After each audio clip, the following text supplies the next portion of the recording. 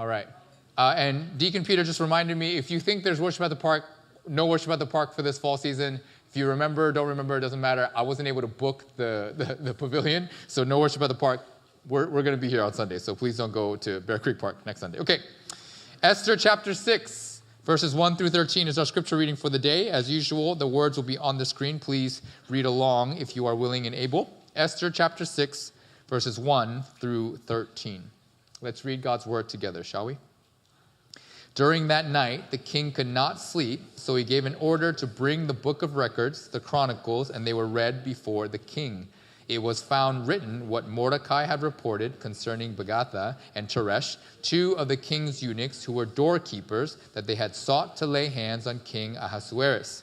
The king said, "What honor or dignity has been bestowed on Mordecai for this?" Then the king's servant who attended him said, "Nothing has been done for him." So the king said, "Who is in the court?" Now Haman had just entered the outer court of the king's palace in order to speak to the king about hanging Mordecai on the gallows which he had prepared for him. The king's servant said to him, "Behold, Haman is standing in the court." And the king said, "Let him come in." So Haman came in, and the king said to him, "What is to be done for the man whom the king desires to honor?"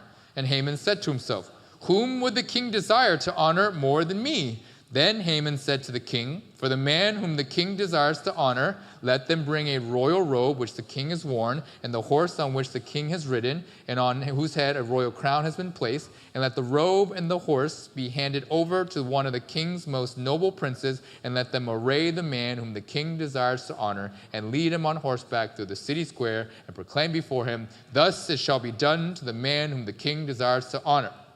Then the king said to Haman, "Take quickly the robes and the horses as you have said, and do so for Mordecai the Jew, who is sitting at the king's gate. Do not fall short in anything of all that you have said." So Haman took the robe and the horse and arrayed Mordecai and led him on horseback through the city square and proclaimed before him, "Thus shall be done to the man whom the king desires to honor." Then Mordecai returned to the king's gate, but Haman hurried home mourning with his head covered. Haman recounted to Zeresh, his wife, and all his friends everything that had happened to him. Then his wise men and Zeresh and his wife said to him, "If Mordecai, before whom you have begun to fall, is of Jewish origin, you will not overcome him, but will surely fall before him." This is the word of the Lord. Thanks be to God. You may be seated. Let me begin this morning by reading for you a story I found online called "The Young Apple Tree" by David Booker. Okay, I will read it for you mostly by word for word, summarizing a few parts and finish. Here's the story. Once upon a time, on top of a grassy hill, there was a young apple tree that stood alone. The young apple tree liked where he was because he had a wonderful view. In the distance, he could see a village, and close by were long rows of orange trees. The young apple tree was always very happy and thoughtful. Most of all, he loved to look at the orange trees and the beautiful fruit that they grew. He decided that one day when he was old enough, he would be just like the trees by the village and grow oranges too. High up in the branches of the young apple tree was a small nest. It belonged to a little yellow bird who was a dear friend of the young apple tree. They would talk about anything that came to mind. "Bird," said the young apple tree, "when you were young, what did you want to do when you grew up?" "At first, I just wanted to fly. I couldn't wait to glide high in the sky above the trees. Then I wanted to have my own nest and have a family just like my parents did." "Well, when I grow up," responded the young apple tree, "I'm going to grow beautiful, large oranges just like the trees down by the village." "Oranges?" said the yellow bird, taken by surprise. "But you're an apple tree. I expect that you will grow apples, not oranges." "I know I'm an apple tree, but I have decided to grow oranges." "Why?" said the yellow bird. "Oranges are beautiful, and from the number of children I see playing among the trees by the village, orange trees have lots of friends." Ever since the young apple tree could remember, a young family would come and enjoy a picnic under its branches. The young apple tree always liked their visits, and he had a special connection with Jacob, the little boy. Today, the young apple tree could tell that they seemed a little more excited about this visit than usual. "Do you think it'll be this year?" said the mother. "I don't know," said the father, standing on tiptoes, stretching his neck as he looked up into the branches. "I don't see any apple blossoms yet." "I can't wait for you to grow apples," said Jacob as he looked up into the branches and gave a great big smile. The young apple tree smiled back, but kept his secret to himself. "This is going to be so cool when I grow oranges instead." As the weather started to warm up, the flowers started to grow. Any day now, he thought, I'll be growing oranges. Then quite suddenly, he noticed something new. "Bird," called out the young apple tree in excitement, "look on my branches. What are those little flowers?"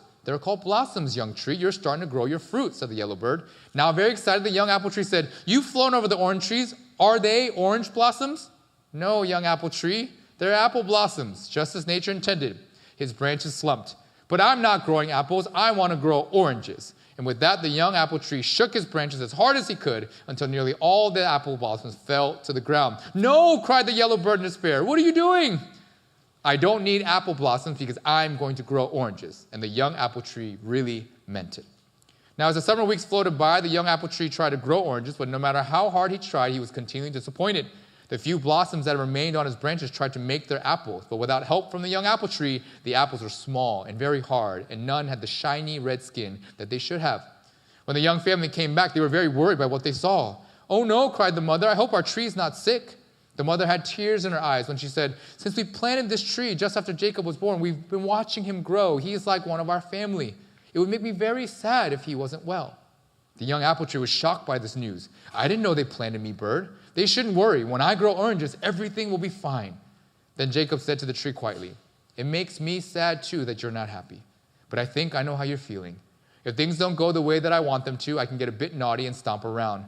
Mom usually sends me to my room, but sometimes these grown-ups, they just don't understand. I just want you to be happy, for you to know that we love you very much. It doesn't matter if you grow apples or not. We will always come and visit you."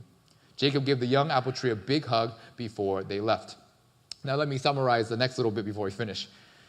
The young tree, then realizing Jacob's love for him, decided that he wanted to love Jacob and his family right back just as much as they loved him, and so he decided to grow lovely apples from that day forth, right? And then he was able to do so until he was healthy, right? So after he did all of this, here's how the story ends. Jacob took a huge bite out of the apple, delicious, and as he ate the apple, he had a special feeling. It was like he could feel the love that the apple tree had put into this apple just for him. "You are a magical tree," said Jacob. The young apple tree was very happy that he could grow the apple and that he could make Jacob feel so special. From that day forward, he never thought about growing oranges ever again. He carefully looked after his apple blossoms and put all his love into growing his apples. The end. Now, the reason why I read for you this story, no one did the awe thing, and you guys probably weren't listening, just kidding. But the reason why I told you this story is because, yes, it's indeed a cute, happy, it makes you kind of feel all warm and gooey inside kind of a story. But also, I told you the story, interestingly, because of how ridiculous the story is from the jump. And here's why it's ridiculous. It's ridiculous because, well, fundamentally, the apple tree does not do this, do they? Apple trees do not wonder and therefore wish to be something other than what an apple tree does, which is to produce apples. Apple trees and orange trees like it, they do not wake up one day going like, what shall I grow today? They don't do that. Why? Because whatever they are, that's what they grow. Apple trees grow apples. Orange trees grow oranges. But what made this apple tree want to grow oranges? Well, it saw orange trees and the beautiful oranges it grew and the number of kids playing underneath them and thought, if I have oranges, I will be just as loved as them. And don't miss this. The young apple tree decided all of this before he ever had a chance to grow any apples. Now, you may connect this from last week because this, at the core, in my opinion, is the problem with the church oftentimes, a Christ-like body, as we saw last week. That even though God has given us our own specific roles, composed us, placed us like he would a great symphony, right? The symphony that is the body. All of our roles for us to do that role so that the entire body can flourish and be whole. We oftentimes want to be something else, something greater, something more, something better, something more honorable and more presentable, as Paul says. And because of this, we then, one, don't do our given role in our job, and then two, we then do harm, not only to ourselves, but the entire greater body.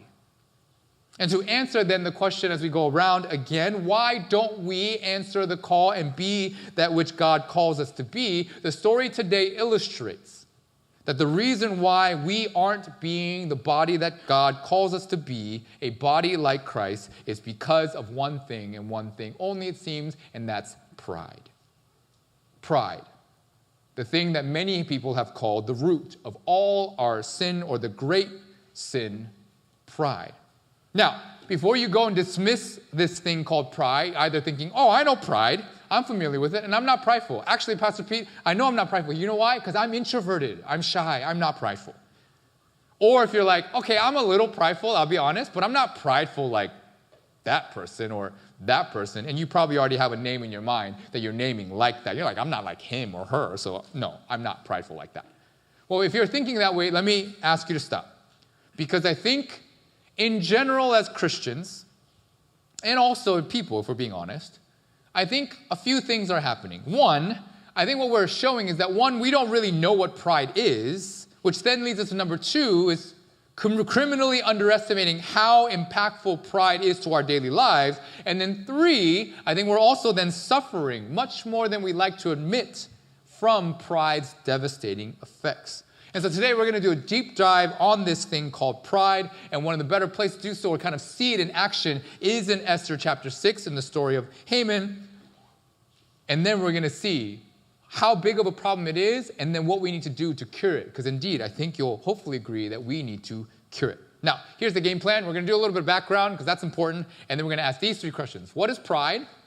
Why is it so dangerous? And then three, how do we then cure it? Well, let's do a quick background.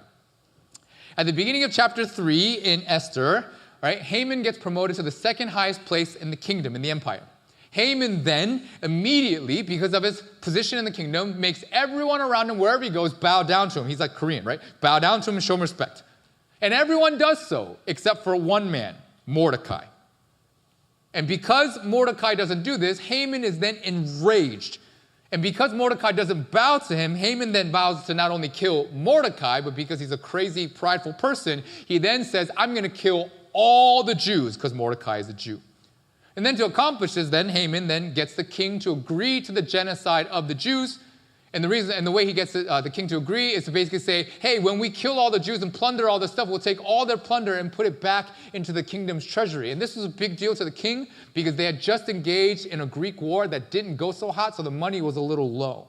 So the king agrees. And as we saw at the beginning of the series in Esther chapter 4, right, then Esther, beckoned by Mordecai, then says, I'm going to step up into the role for such a time as this. And she decides that she's going to try to stop Haman from killing all her people. Now in chapter 5, then, Esther comes up with a plan. And the plan goes like this. It first begins by inviting Haman to an exclusive dinner with just Haman, Esther, and the king to find out exactly what Haman is plotting. Then in verse 9 of chapter 5, we find that Haman is very pleased to have gotten this exclusive VIP invite to this dinner with just the king and Queen Esther. And then on his way, he sees Mordecai, begs or says to Mordecai, bow to me, and he refuses it. And then Haman gets so angry, more angry than he's ever been before. So angry that nothing can calm him down. He tries everything. He tries to recount his riches, which he has many because he's second in the kingdom, to no avail. He tries to recount how many sons he has, many, to no avail. He then thinks of every instance where the king respected him, promoted him, all these things, to no avail. This refusal from Mordecai to even then bow to him as he's on his way to his VIP dinner has cut so to the core that nothing is good enough. He even says in verse 13 of chapter 5, yet all of this does not satisfy me every time I see Mordecai the Jew sitting at the king's gate. So you know what finally calms him down? He goes, this will calm me down. He decides to build a massive gallows, basically this big old thing, so that when he kills all the Jews, he can hang Mordecai from it for everyone to see from miles around. That's the only thing that'll get his anger to subside. I mean, we're talking next level pride and craziness from Haman. Okay? That's what's happening here for the story. Now, let's get on to our questions before we get back to the story a little later. First, what is pride? Well, let's begin with the definition that I found most helpful, and that's from C.S. Lewis, and it's this. Pride is the ruthless, sleepless, unsmiling concentration on the self. Let me say that again. Pride is the ruthless, sleepless, unsmiling concentration on the self. The easy way to say it is the me, myself, and I disease on steroids. Pride, in this definition, is where everything in the world revolves around me. Where we're constantly thinking, how am I impacted by this? How do I benefit? Or how am I harmed? Etc., etc. Pride is where someone focuses on themselves so much that they don't engage in anything unless it pleases them or benefits them somehow. Which means then you don't get into a relationship of any kind with any person for the person. You don't go get a job for the job. You don't even eat food for the food. You only engage in a person, a work, or a food simply because of how that food, that person, or that work makes you feel and what it does for you. Yikes. C.S. Lewis goes further and puts it like this. Pride gets no pleasure out of having something, only out of having more of it than the next man. We say that people are proud of being rich or clever or good-looking, but they are not actually. They are proud of being richer, cleverer, or better-looking than others. If someone else became equally rich or equally clever or equally good-looking, there would be nothing to be proud about. It is the comparison that makes you proud, the pleasure of being above the rest. Now, I hope you agree this is pretty terrible, but let me just ask you to ask yourself a question. How much of this describes our lives, if we're just being honest? But there's more. Lewis then also says that lust, which is bad, will make a man or a woman sleep with another because he or she wants the other, lusts after the other, which I hope you agree is terrible. But then Lewis says, pride will make a man or a woman sleep with another, not because he or she wants the other, desires the other, but simply to prove to others that he or she can, which is ever more wretched and evil. With pride, all things are simply a means to an end. There is no satisfaction in and of itself. Everything is a calculation of one's ego, making sure everything adds up to my liking. How am I getting the recognition I deserve? How am I looking? How am I regarded? As I said, me, myself, and I on steroids. And from the story, we can see that Haman is the perfect example. He has more riches than every other man in the kingdom, except for the king. He has so many sons, so many good things. And yet, when one single person doesn't give him respect, he goes crazy. He goes mad to the point that he schemes to kill an entire race of people. His life, Haman, that is indeed the ruthless, sleepless, unsmiling concentration on the self. Now, with all that said, I think you're hopefully going, man, pride is terrible. But here's where things get really interesting. Because pride, we'll find out, isn't just what we've been describing so far. That's one type. What we find out is there's actually two types of pride, and both are just as prideful and therefore as bad as the other. And the two types are inferior pride and superior pride. Now, the superior form of pride is the one that we've been talking about. It's the one that people are most familiar with, right? It's the one, right, where I'm better than you. You're not good enough for me. Or as the kids say, I'm tough, you're not, kind of pride. This is where, from last week, the greater parts of the body said to the lesser parts, I don't need you, you stink, get out of here. This is the form that you can spot from a mile away. It's the form that most people don't like, but secretly kind of want, if we're being honest, right? It's the pompous, cocky, arrogant, self-confident pride that you can see from a mile away. Now, the inferior form is the unrecognized form. It's the silent but deadly kind of pride, if you get my drift. It's the I'm not good enough, I'm not deserving, I'm not going to get picked, or I'm not going to get chosen because everyone is so much better than me kind of pride. It's the they're going to hate me because of what I'm going to do and hate what I do and therefore hate me kind of pride. It's the kind of pride where you always beat yourself up, where you believe that you never have made it well out in anything and therefore won't ever make it out well in anything going forward. And although it shows out very differently from the superior form, I hope you agree, it's still total and utter self-absorption. You're just thinking about yourself and how terrible you are rather than how good you are. And you need to know, because most of us in this room are Asian, and statistically, sociologically speaking, most Asians are introverted. It means that most of us probably suffer from the inferior form more than the superior form. And perhaps because we didn't know that an inferior form existed maybe until this moment, it means that most of us suffer from pride, and yet we don't even know it. So let's do another self-pause, shall we? And ask, how much of this am I suffering from, whether it's inferior or superior? Now, then what is the opposite of pride? Well, it's humility. But get this. Humility isn't also what you may think it is. Because humility, according to C.S. Lewis and others, isn't thinking less of yourself, but thinking of yourself less. Humility isn't being like, oh, I suck, I'm terrible. That's thinking less about yourself, right? You're putting yourself down, right? Not being able to take compliments, all that sort of stuff. No, that's not what humility is. Humility is spending less time thinking about yourself. Humility is going then from self-absorption, where you, even your terribleness is at the forefront of your mind, to self-forgetfulness. Humility is when someone really doesn't need approval, recognition, or respect. Why? Because me, myself, and I aren't at the center of anything. Humility then allows, unlike pride, people to enjoy the food for the food, the person for the person, and the job for the job. Humility allows an athlete to play a sport for the love of the game, not for what the game can give to them, either fame, notoriety, whatever. Same thing with musicians. Humility allows a musician, a singer, to do music because they love music, not because of what the music and being good at it can get for them. Which means that humility makes us completely and totally unneedy, or better, totally, truly satisfied, content, and joyful. Did you know? If you meet a truly humble person, you're not going to walk away being like, oh my goodness, that person is so humble. They don't ever take compliments, they deflect everything, and they don't ever talk about themselves. That's not what you'll walk away thinking if you meet a humble person. No, rather, when you meet a truly humble person, you're going to walk away being like, yo, that person is really genuinely happy, joyful, cheerful. That person was engaged in this conversation and totally interested in me and the conversation, therefore. Why? Because humble people are not focused on themselves. Humble people then come off as chill, but confident. Not stressed. Their vibe is inviting. Why? Because they seem to always be just enjoying life and what's happening in the moment for the moment.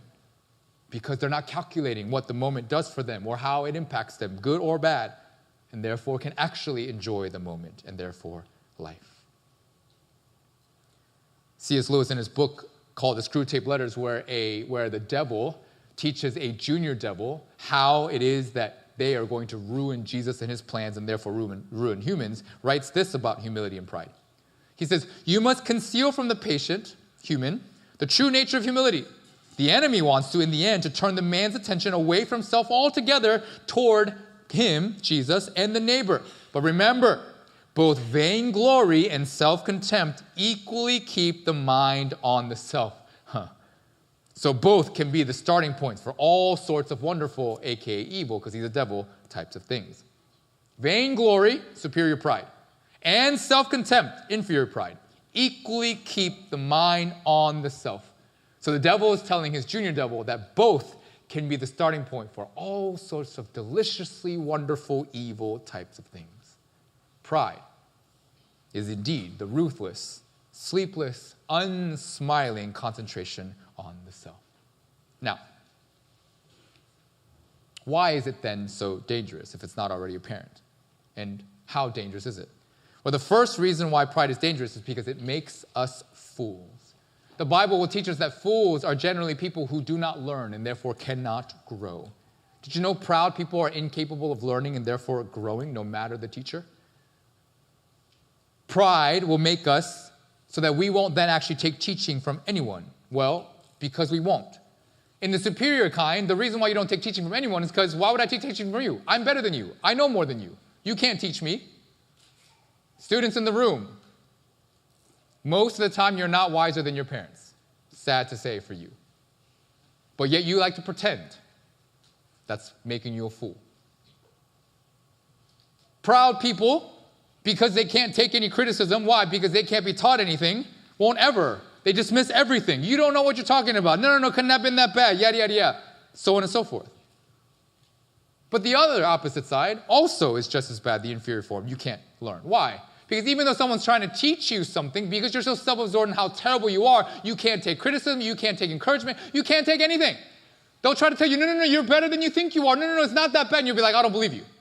So you can't learn. Even mistakes and failures, which are supposed to be life's greatest teachers, they say, right? Where once you realize, wait, this didn't work, so I should change it so I can learn. Even then, prideful people won't ever learn. Why? Because either way, we will find a way to make sure that we do not learn. We either find a way to justify the mistake, or we'll find a way to just cower beneath it. Take, for instance, a preacher. Let's say I preached a bad sermon, and it was a bad one, and someone wanted to come to me and be like, Pastor P, that wasn't really your best work. I'd be like, you don't know what you're talking about. You're not a pastor, are you? Oh, you know what? It's not because it was me. It was because, it was hot. You remember that day when the AC wasn't here? Oh, that's why the preaching was bad, because, everyone was so hot, no one could pay attention. Blame it on everything else. Justify everything. No, that's not why. Or the inferior form. You'll be like, I know. I'm so bad. I can never preach a good one. You know what? Someone else should preach. You know what? I should quit. You know what? I'm not a good pastor. You know what? I should just stop all this together, yada, yada, yada. You can't ever learn. Pride makes you a fool, which means ultimately makes you stuck. Can't grow, which means that it makes you more and more stuck in the same ways. But humble people, they're not fools. Why?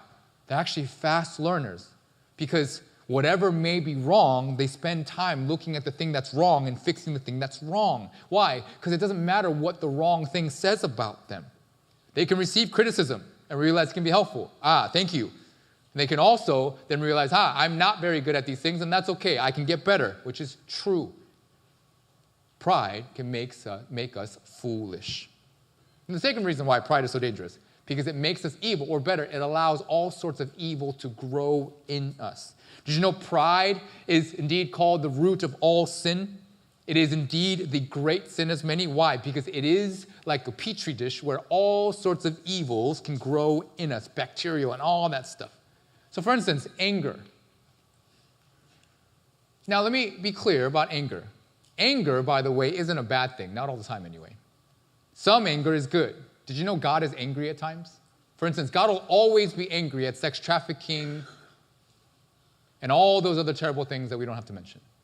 God is not happy with injustice. God is angry at them. That's why his anger burns, his wrath burns. That's why Jesus does what he does for our sin, his anger. But unresolved anger, especially in us, will turn to bitterness. And unresolved bitterness will turn to hate. And all of this, I hope you know, can only happen when we are concentrated on ourselves rather than the things that we should be angry at. For instance, take some of the tragedies that happen. I won't mention anything specific. Shootings and whatnot and whatnot. If you are prideful, then you know what you end up doing? Rather than focusing on the thing that's really tragic, which is that someone was hateful enough to take another person's life, and therefore one person who should not have died has died, you know what we'll do? We'll say things like, I would never do something like that. I mean, how could they?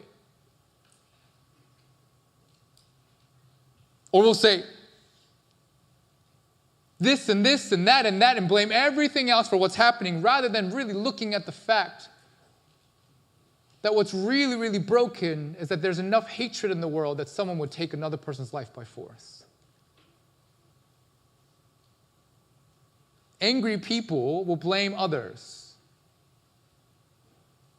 But true anger in God's form, you know what it does? You cry out to God. If you know my story, for a long time, I hated my dad because of all the different things he put me through in my life. And if you don't know the story, you can ask me later and I'll tell you the full thing. But for most of my life, I was bitter, angry at him, blamed him for everything. And then one day it broke. Long story, I was in Vancouver, yada, yada, yada. And one day it broke. And you know what happened? In my prayer changed. Rather than just being angry at him and pissed off at him and saying, God, what is he? Why is he like this? Yada, yada, why is he so terrible? Blah, blah, blah, all these things. My prayer changed. I said, God, this can't be like this anymore. A father and son ought not be like this anymore. You, God, please do something. Fix it so that the brokenness would end. Do you see how it wasn't about me anymore? It was rather about the injustice. Another example, paralyzing worry and fear. This usually occurs when pride twists uncertainty and the unknown. Let me tell you something, church. It's okay not to know something. You know why? Because that's how life works. Because the God that we worship, we don't also know fully. Now, you might be like, wait, how does that make sense? Well, here's how it makes sense. Did you know that when pride takes over, that our fear or our worry of the uncertain, you know what we do with it? We then do everything in our power to make sure that we know how things are going to turn out. And that impacts our behavior a lot. Let me give you an example. Happens at retreat times with youth and small groups, but all of us, because all of us go to retreat. Pride does this. We'll say things like, no, I can't share. No, I won't share. Because I know how this goes. I share, it doesn't make sense, it's stupid, people hate it, and there's this awkward silence, and the people are staring, I'm dying in the inside, and the people think I'm stupid, my life is stupid, and they see the stupid look on my face, and I'm ugly, I'm awkward, all those things, I can't share, I won't, I'm not going to do it, I'm done. All this. Now here's the thing. Though we may feel this way, and I acknowledge your fear, no one knows that it's going to turn out this way. Because just as well as the sharing won't be received well, it's likely that it'll be well received. Someone will be blessed by it. It'll lead others to share. Community will form, so on and so forth. This, I hope you know, is what's called the self-fulfilling prophecy. And worst, it completely blocks God from doing amazing things. For instance, imagine what would have happened in the history of the world, particularly in the history of Bible characters, if God had told them everything that was going to happen just as it was going to happen. Do you think they would have done most of the things that they would have done? No. Do you think David would have done what he did if God told him what was going to happen in his life? No. Even in my life, if God had told me that when I first came to Houston, which I think is one of the best decisions I've ever made in my life, thanks be to God, that we were going to be separated, our family and I, that is, for immigration reasons, I was going to tear my knee and do all that stuff. You've heard this story many times if you've been here.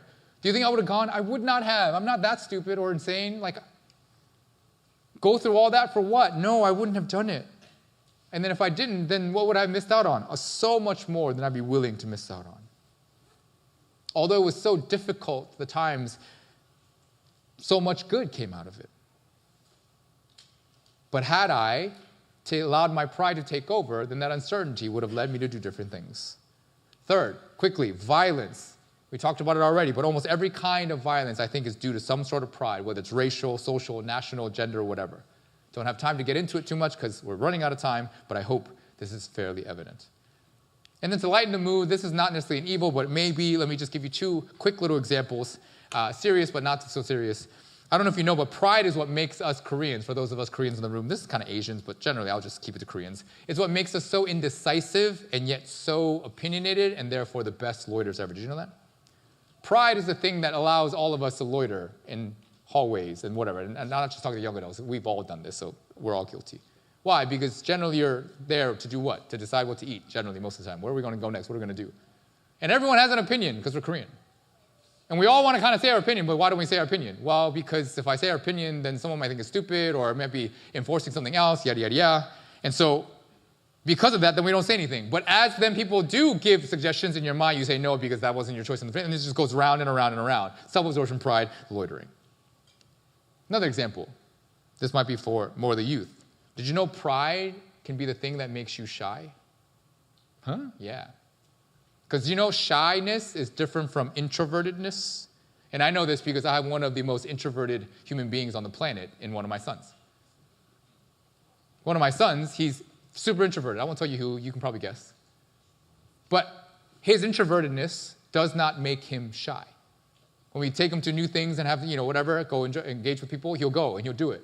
But after about an hour, he'll come back to us and be like, you know what, I'm social doubt. I've had it. My energy's drained. Can I go home now? Fine. Difference. But shyness is so absorbed in who we are that we're going, no, I can't. That's the inferior form of pride. Pride allows all sorts of evil to grow in us. And the third, and maybe the best example, pride is dangerous because it is the unknown, undetected, and therefore deadly sin. This is the most obvious one, but the most missed one. In life, did you know most sins, we actually know that they're sinful? Like we should know when we're committing lust, committing hatred, violence, for stealing, lying, tearing people down. We all know it, don't we? And I'm not saying knowing it stops us from doing it. That's a whole different story. But at least we know it. But the reason why pride is so dangerous is because most of us don't know that we're being prideful. It's unknown, and therefore it's the ultimate and most deadly sin. Here's what C.S. Lewis says about it. He says, the essential vice, the utmost evil is pride. Unchastity, anger, greed, drunkenness, and all that are mere flea bites in comparison to pride. It was through pride that the devil became the devil. Pride leads to every other vice. It is a complete anti-God state of mind. Pride's the thing that kills us even though we don't even know it. And here's why. I told you earlier that we don't understand humility, right? And we generally have a misunderstanding of it. There's another thing that we misunderstand. Throughout the history of the world, most of the world has taught us that the most important thing in the world generally to make sure that we're well is to do what? Take care of me, myself. And while I'm not saying self-care is important, please don't hear me. That's not what I'm saying. Self-care is important. But the difficult thing about this is twofold. One, when we start to only focus on taking care of myself above all the things, how long before I become the number one priority in life? Not very long. And then this kind of leads to this idea that if you look inside yourself, you'll find all sorts of good things in yourself. Well, the Bible tells us no. When you look inside ourselves, that's only what you find is evil, right? Matthew 15, the things that make us evil come from the heart. Nothing you put on the outside to the inside. It's all from the inside. So there's all kind of thought of this doesn't really work. But as you then do this, you know what ends up happening more and more and more? As you then buy into this idea, because you think it's good, then what you end up doing is you end up drowning the one thing you can't drown out, which is God. You know the great commandments? Love your God with all your heart, soul, mind, and strength, and love neighbor as yourself. Did you notice there's no love yourself in that? It's love your neighbor as yourself. When we are then so focused on ourselves, because the world tells us that's what we ought to do, well, then what we can't do is love God and then love our neighbor. And if you're thinking, well, then, Pastor P, where do I then take care of myself? Doesn't this lead to burnout all over the place? We'll get to that in a little bit later. And no, it doesn't, because it's the beauty of the body, as we'll see in a little bit. Pride and what God calls us to do, which is love Him and love others, do not mix. They don't work well together. And more, and maybe more concerningly, actually, the people who suffer from this type of undetected deadly pride are the most hardcore Christians that if you're not convinced, just go read about the Pharisees. They'll tell you. Well then, to finish, because we're running out of time, how then do we cure it? Well, the answer to this is what's called the Great Switch. And to do that, we're going to find out. Let's jump back into the story in Esther chapter 6. So right after Haman has the gallows built, right, to hang Mordecai, he goes to see the king. And it's not good enough, of course, for Haman to kill all the Jews, but he wants to make a public spectacle of Mordecai and receive even more glory, right, from the shine from his people. It's epic pride at the greatest way. But God, as we read, has different plans, because that night the king can't sleep. And so what does he do? He has a servant read for him a book of his records, right? It's the Chronicles, everything that happened. And while they read, they discover, interestingly, that Mordecai at one time saved the king from assassination. But they find that nothing was done about this. And of course, that's a big no-no in that culture and just about every other culture. And so the king's like, okay, you know what? We got to fix this. Let's fix this immediately. And he goes, servant, tell me who's in my court, one of my court people, that can help me with this. And who happens to be there? Haman, of course, because God is amazing. And Haman's there. Why? Because he wants to tell the king all the wonderful things he's planned up, including this big old gallows that he's going to hang Mordecai from, the guy that saved the king earlier. So the king asks Haman, he doesn't know this maybe, and he goes, so what shall we do for the man that the king desires to honor? And then you see Haman's pride come in full force. He's like, yo, who else could the king want to honor but me? And if it was me, well, then I'd want a royal robe, a horse, and a man on it to lead me around the city so that everyone can kind of sing my praises, yada, yada, yada. Now, for background, a robe and the horse and all this is literally the highest of respect in a kingdom like this. The robe is almost seen as magical, the horse and everything. It's all glamour, all this amazing thing. And we understand where Haman's coming from, if we're being honest, isn't it? We all want someone that we think the world of to think the world of us. We want the praise of the praiseworthy. In this case, for Haman, that's the king. But what happens? And this is the plot switch, and it's the cure. What happens? The great switch. It doesn't happen. It happens to be Mordecai. The person that the king wants to honor isn't Haman, but Mordecai, the person that Haman wanted to kill and humiliate. And then to cut to the chase, at the end of the story, what ends up happening, and we read about it in verse 13, Haman is ruined and killed. Pride gets the better of him. The person who was to die gets switched for Mordecai. Now, if that's the cure, for those of you tracking, you might be like, wait, Pastor Pete, wait. That doesn't make any sense. Because they're telling us that the cure for pride is that we get switched out. But in this case, the person who was prideful, Haman, died. So what does that make for me if I'm the prideful? Does that mean I have to die? Yes and no. Let me explain. What this episode in history illustrates is this idea of the great switch, which is at the center of the gospel and the center of everything else that we need to know.